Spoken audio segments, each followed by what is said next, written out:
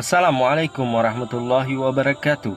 Alkisah dijelaskan, seorang lelaki memacu kudanya dengan cepat demi sebuah hadiah besar yang ingin dia dapatkan, yakni 100 ekor unta. Kala itu hasrat ingin menangkap manusia mulia Muhammad sallallahu alaihi wasallam pun tak terkendali lagi. Ia pacu kudanya dengan cepat hingga debu-debu berterbangan. Ia pun melihat targetnya.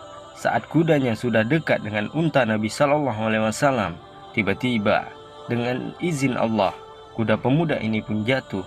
Ia bangkit lagi namun jatuh kembali, hingga ia sadar bahwa sang pemilik alam semesta menjaga nabinya. Ia bernama Suraqah bin Malik radhiyallahu anhu. Beliau meminta jaminan keselamatan.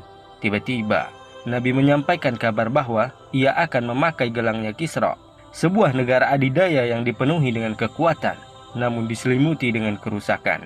Tidak banyak yang meyakini kecuali orang-orang yang beriman. Tidak banyak juga yang meragukan seperti orang-orang munafik. Waktu terus berjalan, keyakinan tidak akan pudar dari dalam dada, karena Rasulullah Shallallahu Alaihi Wasallam pasti benar bahwa cahaya akan menerangi kegelapan. Dengan kata lain, kerajaan Kisra akan bertekuk lutut di hadapan hamba-hamba Allah. Baiklah, inilah kelanjutan kisah kita yang akan membahas runtuhnya negara adidaya Persia. Dan inilah sejarahnya.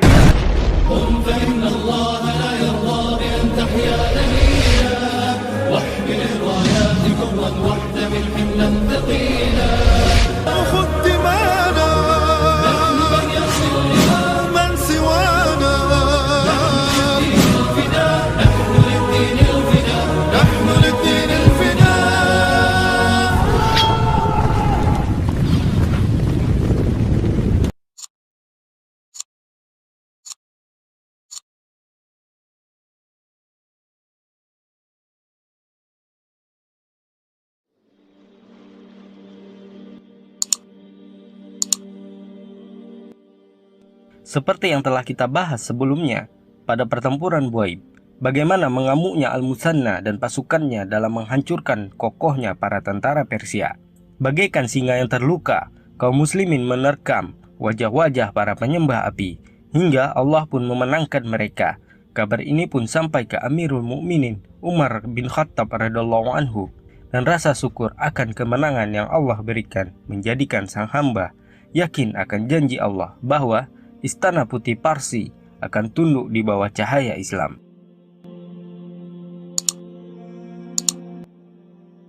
Di sisi lain, para prajurit Persia yang berhasil kabur menemui Yazdajir, yang membuat raja ke-38 ini berang dan memaksa para panglimanya untuk menyiapkan pasukan yang sangat besar untuk menumpas lawannya.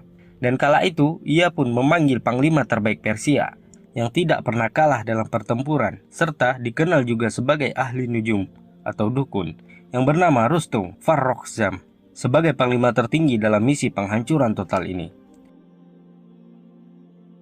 Sedikit tambahan dari yang kami jelaskan sebelumnya, selain dikenal sebagai penganut Zoroaster, Persia juga ditimpa musibah besar, yakni dalam agama Majusi muncul aliran Mazdakiyah atau Mazdakisme, yakni dinisbatkan kepada seorang yang mengaku sebagai nabi.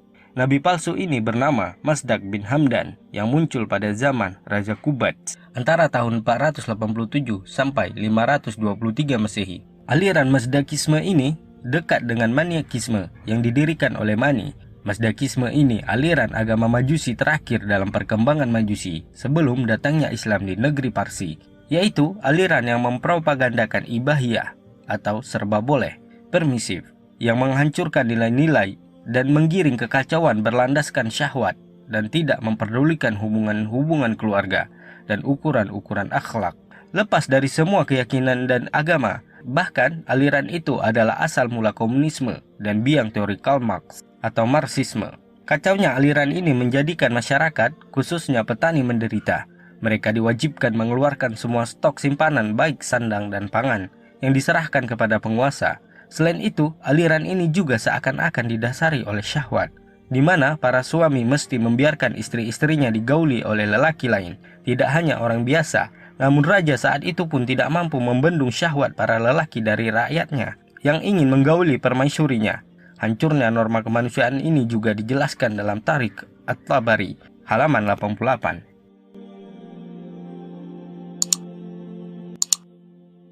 Asy-Syahrastani menjelaskan, Mazdak menghalalkan wanita-wanita dan harta-harta dan menjadikan manusia bersekutu di dalam memiliki wanita dan harta itu, seperti dalam hal air, api, dan rumput untuk hewan, dalam hal menjadi milik bersama. Ketidaktegasan sang Raja Qubats mengakibatkan meratanya pemahaman ini di masyarakat.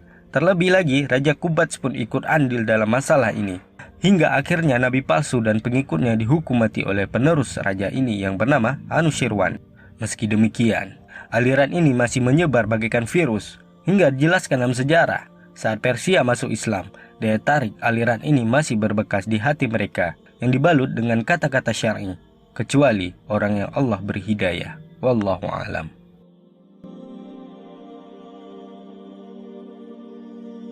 Berjalan waktu setelah Raja Anushirwan, tahta pun silih berganti hingga ke Khosrau II atau Raja Kisra. Ia dijuluki Pervez atau yang selalu berjaya, menghendaki apa yang dikehendakinya, memaksa orang-orang untuk menyembahnya. Kerusakan ini terus dijalankan hingga sampailah surat Nabi SAW ke tangannya. Namun ia merobek surat tersebut karena tidak terima namanya di bawah nama Nabi SAW. Namun ia pun akhirnya dikudeta dan tewas di tangan putra mahkota Sirawi pada tahun 628 Masehi. Tahta ini pun terus berganti di tengah kekacauan baik internal pemerintahan dan masyarakat, hingga terjadi perang saudara antara Firuz Khosrau dan Rustum, hingga dengan inisiatif bersama mereka pun memutuskan perdamaian dengan menyerahkan kepemimpinan kepada Yazdajir, yang saat itu berumur 8 tahun dan bersembunyi di Estar, sebuah kota kuno di Iran Selatan.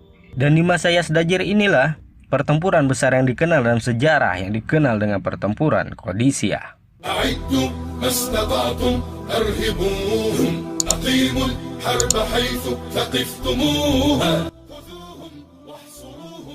Amirul Mukminin bertekad mengumpulkan pasukan besar untuk menduduki Persia. Beliau pun mengirimkan surat-surat ke semua pemimpin muslimin agar ikut andil baik dalam berjihad maupun musyawarah. Hingga saat inilah para ahli Badar diikut sertakan, yang sebelumnya Umar menahan mereka karena Umar radhiyallahu anhu memerlukan jasa mereka dalam setiap musyawarah. Amirul Mukminin sudah bertekad untuk menundukkan Persia. Oleh karena itu, beliau hendak memimpin sendiri pertempuran ini dan meminta Ali bin Abi Thalib radhiyallahu anhu menjabat sementara menggantikan dirinya. Saat di tengah perjalanan terjadi diskusi di mana para sahabat tidak setuju dengan pendapat Umar dan memintanya tetap di Madinah dan menyerahkan perihal ini kepada seseorang yang pantas. Para sahabat mulia terus berpikir siapa yang pantas untuk memimpin, hingga mata tertuju kepada seseorang yang berkata, "Aku tahu siapa orangnya." Dan nama ini disetujui tanpa bantahan sedikit pun dari sahabat mulia lainnya. Ialah seorang singa yang menyembunyikan kukunya, seorang ksatria yang hebat dan selalu diijabah doanya. Beliaulah sahabat mulia Sa'ad bin Malik Az-Zuhri, atau lebih dikenal dengan Sa'ad bin Abi Waqqas.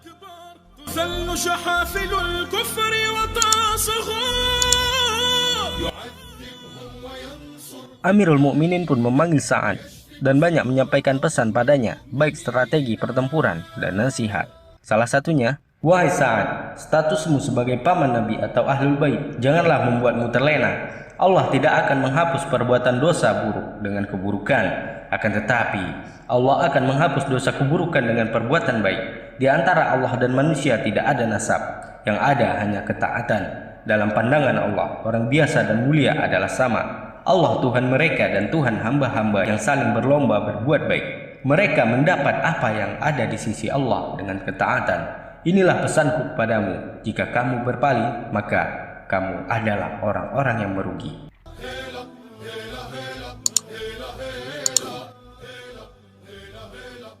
Sa'ad bin Abi Waqqas pun bergerak bersama 4.000 personil dan bergabung dengan pasukan Al-Muthanna dan Jabir bin Abdillah Al-Bajali radhiyallahu anhum ajma'in di Irak, hingga total menjadi 30.000, pendapat lain 32.000. Namun pada saat itu Al-Muthanna Allah takdirkan syahid akibat luka pada pertempuran Jisr. Namun beliau radhiyallahu anhu meninggalkan sepucuk surat kepada Sa'ad tentang bagaimana cara menghadapi pasukan Persia.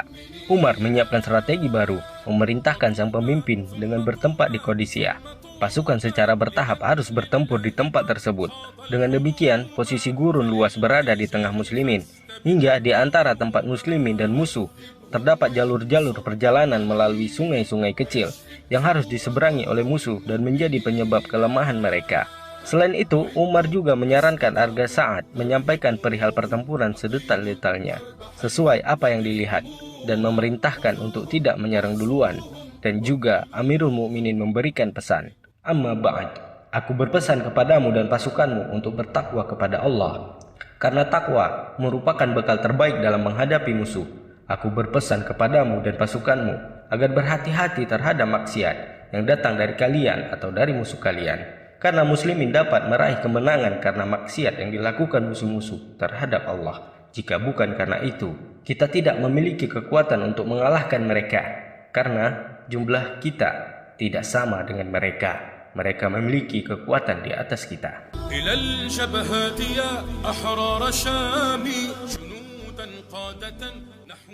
Pasukan muslimin pun bergerak cepat menduduki wilayah-wilayah kecil untuk menguatkan pertahanan dari musuh hingga sampai di Qadisiyah. Di sisi lain, Yazdajir telah menyiapkan pasukan sebesar 120.000, pendapat lain 130.000 personil, dengan 10 pemimpin terbaik saat itu. Dan ditunjuklah panglima tertinggi bernama Rustum Farrosjak, yang dikenal selalu menang dalam pertempuran. Sebelum itu terjadi perundingan antara kaum muslimin dan Raja Persia.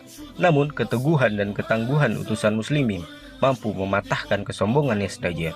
Hal ini juga yang menyebabkan berangnya Raja Persia ini, hingga ia memerintahkan untuk bergerak cepat bersama pasukan besar untuk melumat pasukan muslimin. Sa'ad bin Abi Waqqas menginstruksikan 10 orang untuk mencari informasi kekuatan pasukan Persia. Di antara 10 orang tersebut terdapat seorang sahabat yang bernama Tulaiha ibnu Khuwailid radhiyallahu anhu. Selang beberapa kilometer, 10 pengintai menemukan sejumlah besar pasukan Persia dengan persenjataan lengkap. Mereka pun berinisiatif kembali melaporkan kepada Sa'ad, kecuali Tulaiha. Tulaiha terus mengamati karena ia yakin pasukan tersebut hanya sebagian kecil saja. Meski terjadi perdebatan di antara sahabat lainnya, Tulaiha tetap bersikukuh akan pengamatannya. Hingga dijelaskan dalam sejarah, hanya yang tersisa 2 orang, Tulaiha ibnu Khuwailid dan Amr ibnu Ma'di Karib radhiyallahu anhum ajmain. Kedua sahabat ini terus melanjutkan pengintaiannya hingga mereka berhasil menemukan pasukan inti Persia. Amr pun bergegas kembali, namun Tulaiha mengatakan tidak, kita akan serang mereka. Amr berkata, tugas kita hanya menggali informasi dan kita hanya berdua. Tulaiha menjawab, demi Allah, aku akan menyerang mereka.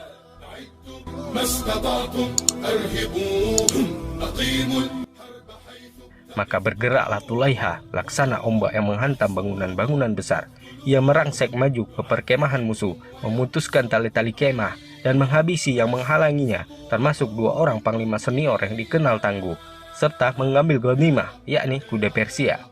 Keberanian Tulaiha ini membuat pukulan mental bagi pasukan Persia dan berhasil menawan 1 orang prajurit Persia untuk dihadapkan kepada Sa'ad. Sa'ad pun menginterogasi tawanan Persia ini, tetapi tawanan ini justru menceritakan keperkasaan Tulaiha. Sa'ad berkata, bukan itu yang aku maksud. Bagi kami, hal itu sudah biasa. Tawanan ini pun memberikan informasi yang diminta Sa'ad bin Abi Waqqas dan menyatakan keislamannya. Sa'ad pun memberi nama Islam kepadanya. قالوا إنها وعد نحن عصبة الأسد. Dalam sejarah dijelaskan, Rustum merasa berat dalam menghadapi kaum muslimin hingga ia pun menunda-nunda pertempuran, sementara kaum muslimin mentaati Amirul Mukminin untuk tidak menyerang duluan. Rustum pun meminta untuk dikirimkan perwakilan pasukan muslimin kepadanya. Sa'ad pun mengirimkan Al-Mughirah bin Syu'bah radhiyallahu anhu. Beliau segera datang dan langsung duduk di sisi Rustum. Hal ini membuat para pembesar Persia berang. Namun dengan tenang beliau menjawab, sesungguhnya duduk di singgasana ini tidaklah meninggikan kedudukanku dan tidak pula mengurangi kedudukan panglima kalian. Kami, orang-orang Arab, adalah sama, tidak saling menyembah. Sebaiknya kalian katakan kepadaku bahwa sebagian kalian menjadi Tuhan bagi sebagian yang lain.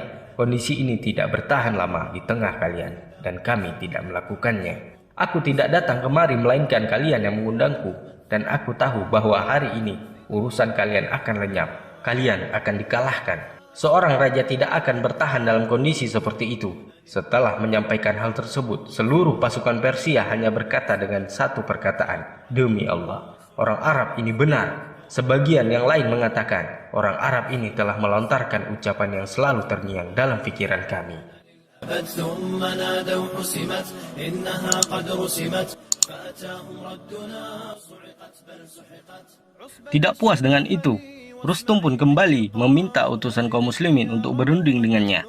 Namun beda dengan dari yang sebelumnya, Rustum memerintahkan agar menghiasi tempat penyambutan seperti karpet, bunga, serta tirai yang indah dan mahal, serta perhiasan tertabur di setiap orang.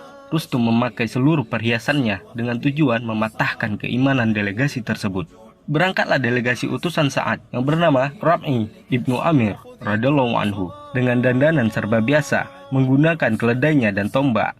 Kaum penyembah api berharap rencana mereka berhasil, namun apa daya senyuman mereka berubah, rencana mereka sirna, harapan mereka sia-sia. Di hadapan seorang laki-laki biasa, namun iman luar biasa. Ia datang sambil menenteng tombaknya dengan mata tajam di bawah. Ia robek-robek tirai dan karpet mahal itu. Ketika sudah dekat dengan Rustum, ia gantungkan tombaknya dan duduk di lantai. Terjadilah perundingan di antara Rustum dan Rib'i.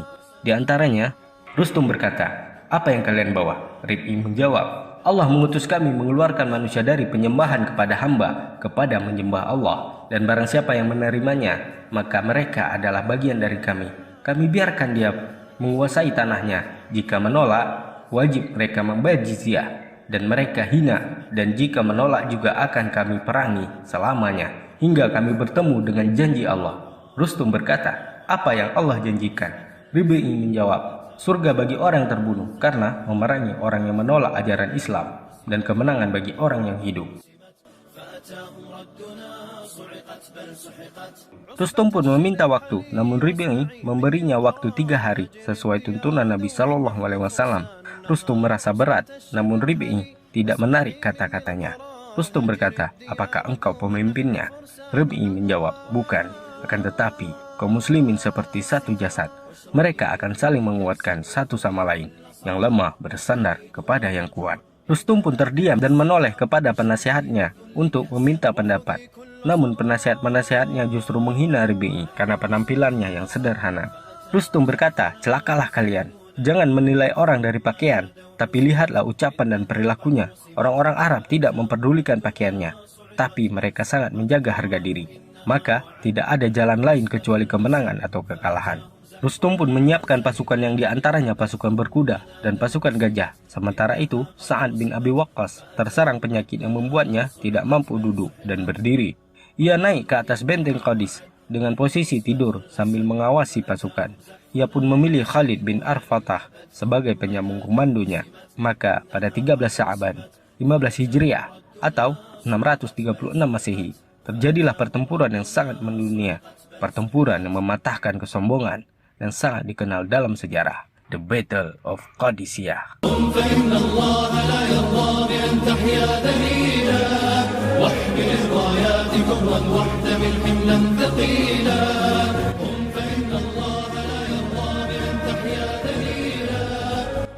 Terjadilah pertempuran yang tak sebanding ini, namun kaum muslimin dengan keteguhan iman dan keyakinan militan mampu mendobrak barisan Persia. Mereka terus maju dengan titah panglima dari kejauhan. Mereka tak ingin digantikan dengan kaum yang lain. Demi sebuah janji yang Allah kabarkan lewat Rasulullah Shallallahu Alaihi Wasallam, Sa'ad bin Abi Waqqas pun memberikan instruksi dari kejauhan dengan menahan rasa sakitnya. Belum memerintahkan untuk membacakan surat Al-Anfal yang membawa ketenangan di dalam jiwa, serta peran para jagoan-jagoan dan para penyair-penyair yang membakar semangat para kesatria yang siap membakar lawan-lawannya. Takbir pun bergema memenuhi cakrawala hingga takbir ketiga. Sang pejuang Ghalib bin Abdullah al-Asadi menantang jagoan Persia. Tanpa basa-basi, majulah panglima Persia Hermes. Ghalib dengan sigap membabat panglima ini tanpa ampun hingga ia pun binasa. Kaum muslimin masih menunggu takbir keempat untuk menyerang. Akan tetapi pasukan Persia melakukan penyerangan. Gajah-gajah mereka terus menakuti kuda-kuda kaum muslimin. Pasukan dari Bani Bajilah yang dikenal kuat dibantu oleh dari Bani Asad mencoba untuk menahan serangan. hingga 500 muslimin syahid. Sementara pasukan muslimin masih di tempat-tempat mereka hingga takbir yang keempat sebagai langkah maju untuk menyerang. Debu-debu berterbangan, pasukan muslimin maju menyerang. Mereka bagaikan ombak yang menerjang, lentingan pedang memekakkan telinga. Mereka mampu menghancurkan pelana-pelana pasukan gajah. Hal ini sedikit memukul mental pasukan Persia hingga berakhirnya pertempuran pada hari pertama.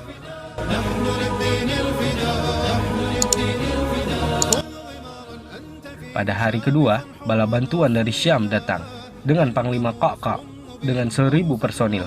Beliau membagi pasukan per 100 dan bergerak sejauh mata memandang. Strategi ini untuk mengecoh pasukan Persia bahwa bantuan besar telah datang.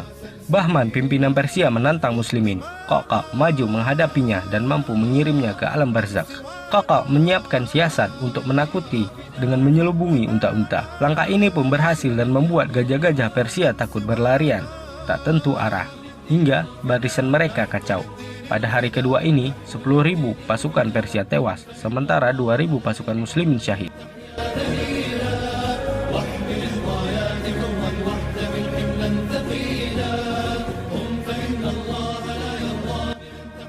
Pada hari ketiga, bantuan dari Hashim bin Abi Waqqas datang.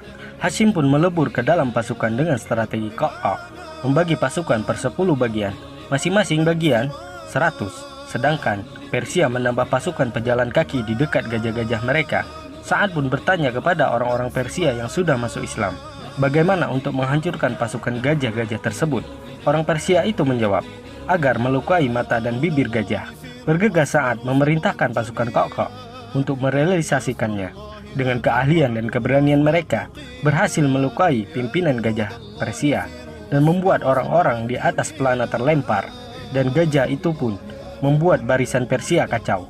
Hari ketiga ini disebut dengan Hari Amas. Hingga pada hari keempat, Qa'qa' berjanji akan menghabisi Rustum. Ia pun membakar jiwa-jiwa yang kelelahan. Kaum muslimin pun mengamuk bagaikan singa-singa yang melihat mangsa yang tengah berlari.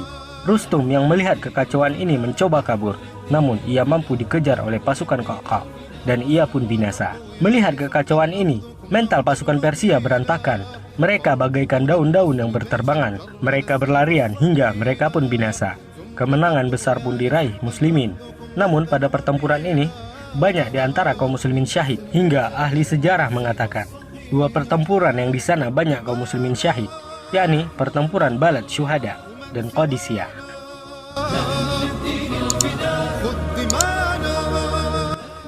Sa'ad pun mengirimkan utusan kepada Amirul Mukminin atas kemenangan ini. Umar yang selalu menunggu kabar mendapati seseorang yang datang dengan kudanya yang menginformasikan keadaan Qadisiyah. Orang itu menjawab muslimin telah menang. Orang itu juga bertanya di mana Amirul Mukminin, sementara ia tidak tahu orang yang sedang bersamanya adalah Amirul Mukminin. Akibat kesederhanaan Umar radhiyallahu anhu dan zuhud, namun Allah pun menghendaki beliau sebagai penakluk 2 kekuatan adidaya, Rum dan Persia.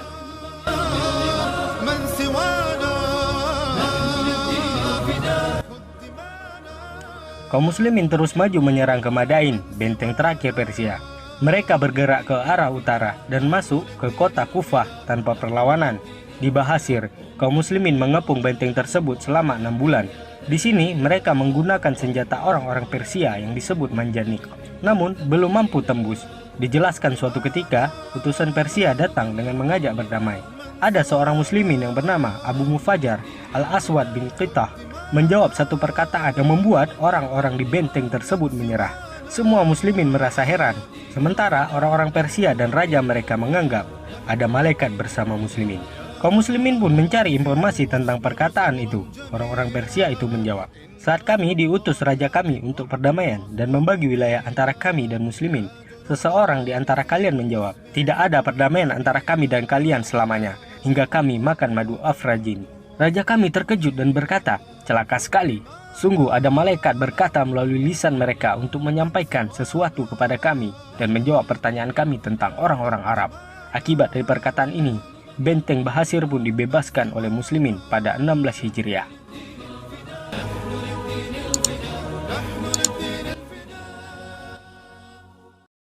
Langkah menuju Madain semakin terbuka dan dekat. Hanya dengan menyeberangi sungai-sungai Dajlah, Sementara di seberang sungai, pasukan Persia sudah siap menembakkan panah-panah mereka saat melihat muslimin menyeberang.